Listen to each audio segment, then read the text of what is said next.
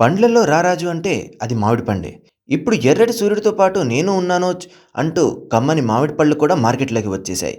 దానికి తగ్గట్టే మన తెలుగు యువత కూడా తగ్గేదే లేదన్నట్లు దొరికిందే అదనుగా మామిడి పండ్లు లాగించేస్తారు. అయితే చాలామంది అమ్మాయిలకు, అబ్బాయిలకు ఉండే బాధేంటంటే మామిడి పండ్లు తినడంతోనే మొహం మీద మొటిమలు వచ్చేస్తాయని.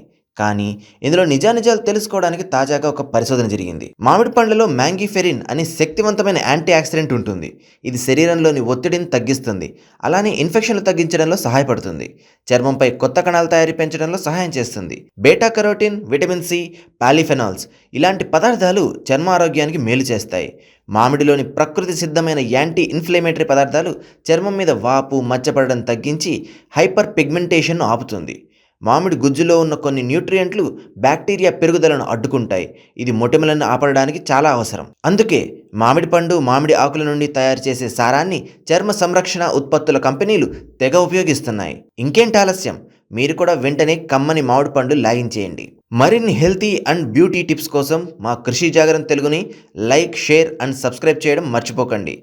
రైతే రారాజు, రైతు రక్షణే దేశ రక్షణ.